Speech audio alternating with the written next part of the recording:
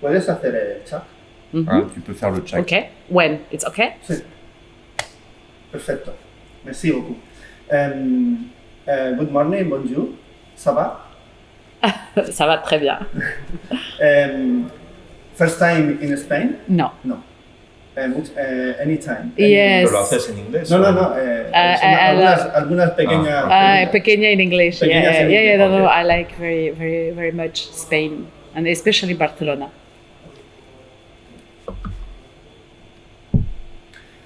Yo siempre empiezo las entrevistas preguntando lo mismo. Y es, ¿por qué haces cine? Je commence toujours mes questions, enfin mes interviews par la même question, c'est pourquoi tu fais du cinéma? Ah, oula, c'est une grande question. C'est une très très grande question pour raconter des histoires, pour partager des parcours de femmes, pour exprimer des émotions, pour voyager avec les personnages. Es una gran pregunta, pero es una gran manera de compartir, de contar historias, de compartir historias de mujeres, de expresar emociones, de viajar con los personajes. Tú empiezas haciendo documental, pero fue por una forma de mostrar una realidad que no se podía mostrar de otra manera. Tu as commencé par le documentaire pour montrer la réalité qu'on ne voyait pas d'une autre façon. J'ai commencé par le documentaire parce que ce qui m'intéresse, c'est l'être humain. J'aime beaucoup les gens passionnés, les gens animés par des passions, des scientifiques, des cuisiniers, des artistes. Donc tous mes premiers documentaires, je m'intéressais davantage à des passions, à des passionnés, à des gens. Et le documentaire, je crois que le documentaire est profondément humain. Et c'est ce réalisme qui m'intéressait. Empecé con el documental porque me interesa mucho el ser humano y me interesa sobre todo sus pasiones y cómo está animado por sus pasiones, sea un científico, un artista, un cocinero. Profundamente me gusta el ser humano y creo que el documental es muy humano y tiene esta parte de realismo que me importa.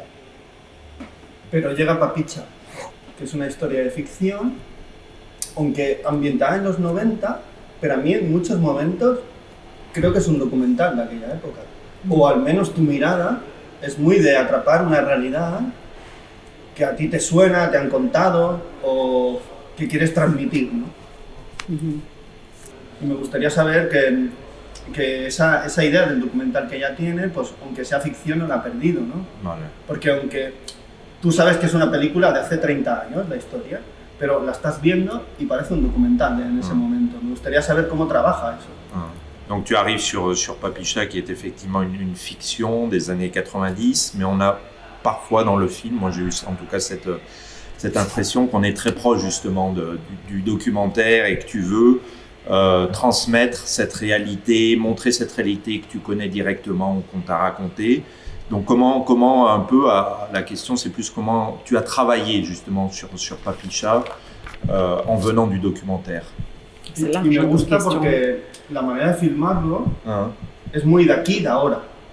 O sea, hay planos muy cortos, planos que duran muy poco. O sea, hay una agitación en la forma, ¿no? Parce qu'aussi dans la forme, il trouve qu'il y a une manière de filmer très actuelle, même si ça renvoie Oui, à il n'y a pas vraiment de réponse en fait. Oui, c'est ma façon à moi de filmer.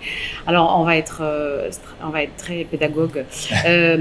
Donc je crois que profondément ma formation de documentariste et de journaliste indirectement influence mon travail de réalisatrice de cinéma.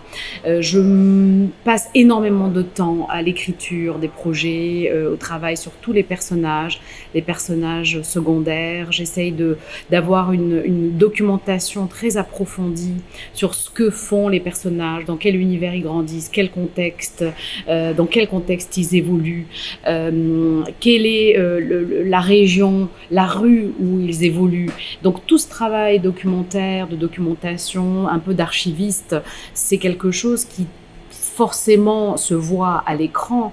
Et bien évidemment, moi j'aime être auprès des gens, auprès de c'est ce que j'ai dit, de l'humain. Et donc cette façon de filmer, c'est aussi pour être au plus près des sensations, des sentiments, du ressenti. C'est aussi pour ressentir, encore une fois, au plus près ce qu'ils vivent. Sí, es mi manera de filmar, ¿no? Digamos que yo creo que obviamente mi formación, por un lado de documentalista y por otro lado de periodista, pues me ha llevado, ¿no? Hasta a influenciar obviamente mi trabajo luego como directora. Primero a la hora de escribir, porque me tomo mucho tiempo escribiendo y sobre todo trabajo mucho los personajes. Bueno, un poco como se ven en los documentales, es decir, profundizar en muchas cosas que a veces se ven o no directamente en la pantalla, que hacen, cuál es su contexto familiar, su contexto de trabajo, su historia, a veces la región donde viven, la calle donde viven, y es como un trabajo de archivista, ¿no? Un poco. Yo creo que al final esto se acaba viendo en la pantalla, ¿no? Y como te he dicho anteriormente, me gusta mucho estar cerca de la gente, que es lo humano de los documentales, y aquí mi manera de filmar también está muy cerca de la gente, de sus sensaciones, sus pasiones, y quiero estar cerca también en mi ficción de ellos. Eso igual es la parte que puede venir del documental más. Que viendo Papicha, una de las protagonistas puede ser, yo me imagino que podría ser la madre de Jauría. En voyant Papicha, la femme qui est enceinte pense que ça pourrait être la mère de Papicha. En fait, ce qui est, ça revient à ce que tu dis avant. Ce qui est probable, c'est que Horia, c'est la fille, la petite sœur un peu de Papicha. On peut imaginer que l'enfant qui était dans le ventre de la protagoniste, effectivement 20 ans plus tard, c'est Horia. Oui, il y a une corrélation, il y a une filiation. Il y a quelque chose qui est très fort, oui. Sí, es posible, probable, aunque no está definido tal como lo preguntas, que sea la hermanita o la hija de este personaje embarazado 20 años después, y obviamente es posible que haya una filiación. Porque la guerra de Argelia, yo no me imagino lo dura que fue, o sea, debe ser durísima, porque además no hay un perdón, no hay o sea, no se ha mirado el pasado de verdad, se ha dejado pasar, ¿no? Siempre hay una correlación con la violencia, tanto en Papicha como en Jauría, con un personaje que no vamos a desvelar más, pero es una cosa como, o sea, el pasado nunca se pone en cuestión, y en las dos películas está, ¿no? En Papicha hay la violencia que hay, y en Jauría la violencia continúa, o sea, están siempre atrapados por la violencia, ¿no? Y esa falta de perdón y de mirar al pasado de verdad, ¿no? Il parle de la dureté, il imagine la dureté de la guerre d'Algérie sans pardon, et voit une corrélation de violence entre les deux films, d'un passé qui ne se met pas en question. Están como atrapadas en la violencia. Ils sont attrapés dans la violence. Aunque hayan pasado 30 años, la violencia sigue muy presente, ¿no? Porque el gobierno no ha hecho las cosas que debería haber hecho, ¿no? Oui, que le gouvernement n'a pas fait le travail qu'il aurait dû faire, que la violence reste là. Je ne sais pas si tu veux élaborer là-dessus, même s'il n'y a pas de question. Non, il n'y a pas de question. Non, je peux dire, dans Papicha, la violence était concrète, c'est-à-dire c'était un pays qui était en pleine guerre civile. Aujourd'hui, c'est une violence qui est beaucoup plus psychologique, qui est due à un passé qui est traumatisant, à des problèmes socio-économiques, au Covid aussi. Mais c'est aussi dans cette violence que les choses se construisent, elles évoluent, elle est nécessaire aussi quelque part. Sí, en Papicha era una violencia más concreta, como hemos dicho, de la guerra civil, y aquí en Uria es una violencia más psicológica, de un pasado traumático, más los problemas socioeconómicos, más el COVID, pero a pesar de ello también hay una forma de construcción a pesar de esta violencia. Sí, es lo que te iba a decir. La necesidad de construcción. Sí, es lo que te iba a decir, que aparte de la tristeza en la que viven socialmente, anímicamente, o sea, son gente muy valiente y siempre tiene ilusiones, ¿no? La amiga quiere viajar, quiere salir del país, ella quiere bailar, ¿no? O sea, me gusta esa forma de ser de los personajes, ¿no? Porque a pesar del entorno tan hostil en el que viven, hostia, es difícil ser valiente en ese entorno. Oui, malgré, là aussi je crois que tu peux élaborer, malgré les difficultés, il aime beaucoup le fait que ces personnages sont courageux, qu'il y a son ami qui veut voyager, qui veut sortir du pays, il y a elle qui se met, malgré l'accident, à inventer autre chose. Donc toute cette question de courage, malgré les difficultés et l'hostilité. Oui, l'idée c'est de montrer le courage de la jeunesse, de la population, des femmes. Ce qui était important pour moi, c'est de montrer à quel point c'est un terrain qui est très compliqué, mais malgré toutes les difficultés et les obstacles, ce sont des protagonistes qui sont très intéressants par leur courage, par leur résilience, et je pense que l'être humain a cette pulsion de vie en lui qui fait que il doit s'en sortir. Ça fait partie de lui. C'est nécessaire de surpasser. Et moi, c'est les personnages qui m'intéressent, en tout cas au cinéma. Tout ce dépassement de soi. Sí, la idea eso es que de mostrar tanto la población a nivel general, pero en este caso más las mujeres, que son muy, muy valientes, ¿no? A pesar, como has dicho, de las dificultades, de los obstáculos, es gente que sigue avanzando. Hay una forma obviamente de resiliencia y como he dicho anteriormente, ¿no? esta pulsión del ser humano, esta pulsión de vida, de salir adelante, que es una necesidad, ¿no? de sobrepasar todas las dificultades que se le acercan o se le atraviesan. Es que lo voy a leer, Lina Cowdery, no sé si lo he dicho bien. Me encanta esta actriz y en la película está muy bien. O sea, ¿siempre pensaste en ella o fue un trabajo, un proceso de buscar el personaje? La actriz que podía hacer el personaje. En Uria, ¿no? ¿Preguntas? Sí. Vale. Non, il aime beaucoup Lina Cowdery. Est-ce que tu as d'emblée pensé à elle pour Uria ou Oui, parce que quand on avait fait Papicha, c'était un début d'exploration de la société algérienne, de ce patrimoine, de cet héritage, de toutes ces difficultés aussi. Et pour nous, il y avait une continuité, une filiation presque familiale et amicale et professionnelle de continuer à explorer ce territoire. Et comme elle avait déjà compris qu'elle connaissait, qu'elle maîtrisait cette histoire aussi profondément algérienne avec tous ces conflits, donc ça, c'est pour rejoindre aussi sa question sur le contexte documentaire, pourquoi il y a ce réalisme. Moi, je m'attache vraiment beaucoup à ce réalisme et on était donc plongés dans l'exploration ensemble de cette histoire contemporaine. Et pour moi, c'était effectivement quelque chose de très puissant, de très important de faire ce film à deux.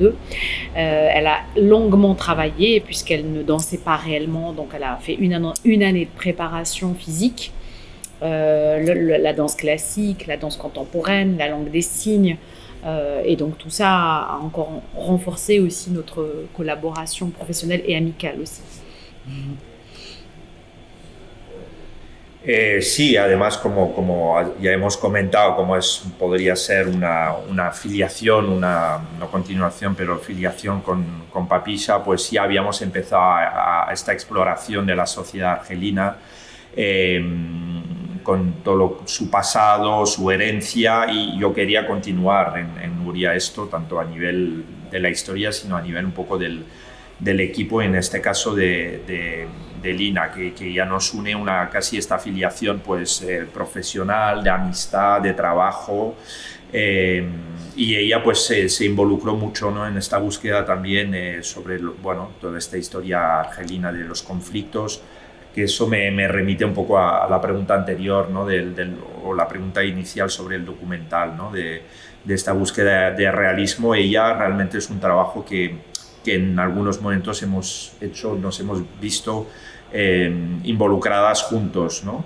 Y esto ha creado pues una fuerza entre las dos, y ella es verdad que ha trabajado muchísimo porque no bailaba casi nada, es decir, ha sido un año de preparación de baile, de danza clásica, de danza contemporánea, de todo el lenguaje de los signos. Y todo este trabajo que hemos hecho conjuntamente pues ha reforzado todavía más esta amistad, más facilidad de trabajar juntas. Me encanta cómo empieza la película, porque ella está bailando, no escuchamos la música, ya tiene los cascos, empieza a bailar, escuchamos el sonido del mar. O sea, la primera secuencia está toda la película, es maravilloso. O sea, empezar una película así. el mar, la música que no escuchamos. La première scène el est... silencio, ¿no? Que va a ser importante en la película. Y además el silencio no deja de ser una metáfora del pasado argelino, ¿no?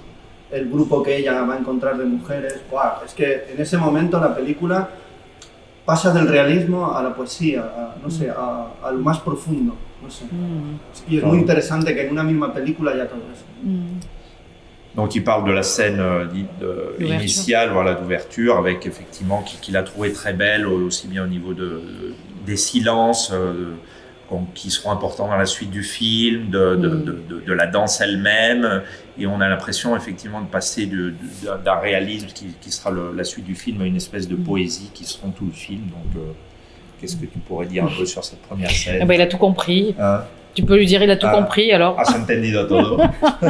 No, pero está muy bien todos los cambios que hay en la... Ce qu'il veut savoir, c'est comment on arrive à concilier oui, le voilà, réalisme et la poésie. Sí, hay un cambio en la película. La Comment, oui, realism and the poetry. Hay dos películas. Hay dos películas, dos historias, ¿no? Hay un momento que la historia va hacia un lado, ella tiene el accidente y la preparación, entonces hay un cambio, ¿no? Oui, le changement, comment tu transformes ce changement après l'accident. Lui trouve qu'il y a deux films dans le film. La historia va hacia otro lado, ¿no? Y además es súper par profundo. ailleurs, plus profonde à partir de l'accident. Se sorprende mucho ese cambio, ¿no? Y además sorprende para bien, porque dice, wow, la peli está volando ahora, ¿no? Le film commence à voler à partir de l'accident vers d'autres y todo ese proceso de las mujeres, ¿no? Que no hablan, no sé. C'est compliqué, mais moi je crois que le réalisme, c'est parce que, encore une fois, moi je viens du documentaire, donc pour moi c'était important de planter un contexte avec toutes les difficultés du réalisme qu'on peut imaginer, avec ce travail sonore aussi qui est important. Et ce travail sonore est très important dans ce film puisqu'on passe du parlant au muet, pratiquement, des personnages qui sont plongés dans une société un peu difficile et qui va devoir transcender toutes ces difficultés pour passer à quelque chose de différent. Le monde, effectivement, de ces femmes-là, qui est un monde un peu unique, qui est un monde, on va dire, un peu isolé. Donc, c'est vrai que le travail sonore a été un gros chantier sur ce film pour pouvoir passer du parlant au muet, pour passer aussi à quelque chose de collectif avec ces femmes-là à travers cette langue clandestine qui est la langue des signes.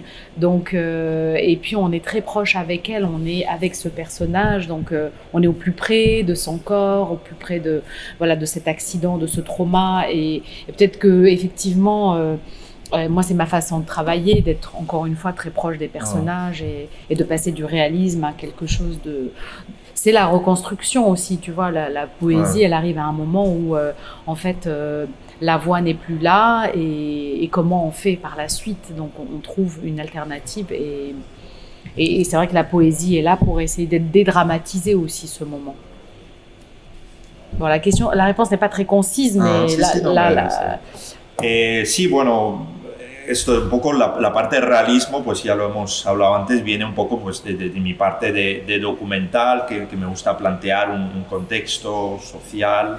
Y aquí hay que decir que en la peli, volviendo a la secuencia inicial, el mundo sonoro ha sido muy, muy fuerte y muy complejo de trabajar, también porque pasamos de un mundo hablado a un mundo casi mudo, silencioso.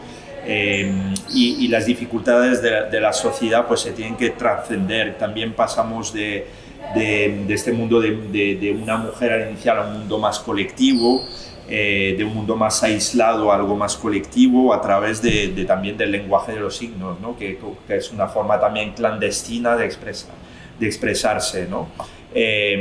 Y por la otra vía, que es la parte hacia donde igual voy, pero sin a veces darme cuenta, es que me gusta estar muy cerca de los cuerpos y obviamente a partir del momento del accidente hay un cambio, ¿no?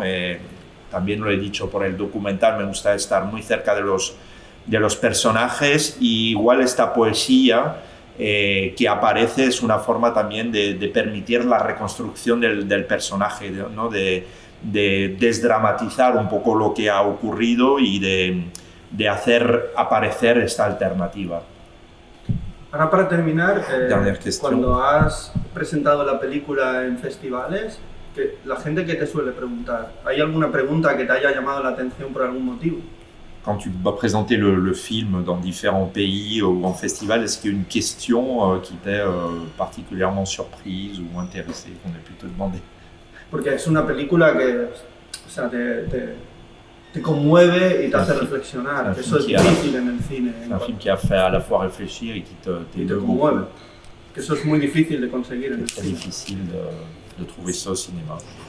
Est-ce que les gens me posaient... Est-ce que tu as souvenir d'une question en festival ou en présentation qui t'est... Si hay alguna pregunta que te ha llamado la atención o no. O quizá todas las preguntas son las que tú más o menos habías pensado que te iban a hacer, ¿no? Non, les questions sont toujours très très différentes et diverses. Et effectivement, on peut avoir des questions un peu étranges, mais elles sont jamais hors contexte.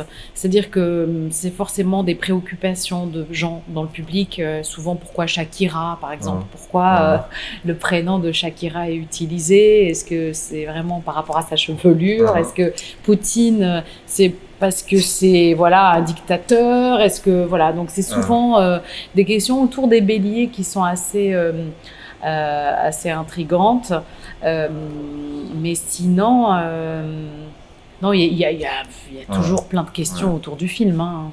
No, ha habido muchas preguntas, varias, diversas, pero nada realmente muy extraño, ¿no?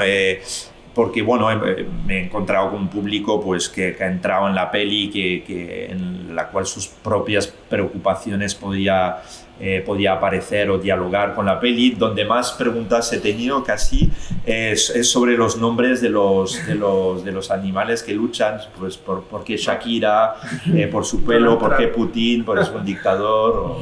Es muy divertido, ahí parece una comedia, ¿no? Balcánica, ese trozo de la peli. Il a trouvé ce moment très, très amusant comme une comédie des Balkans. Una película de Kusturica, parece. Kusturica. Oui, j'adore, moi. Pedro Almodóvar, Kusturica, c'est vraiment des réalisateurs que... Et un film Amour-Chienne. Y Amores Perros, claro. Sí. La lucha de los... Bueno, pues muchas gracias. Muchas gracias. Por tu trabajo, por la peli. Y te digo hasta la próxima película. Au prochain film. Ah oui, j'espère. Gracias.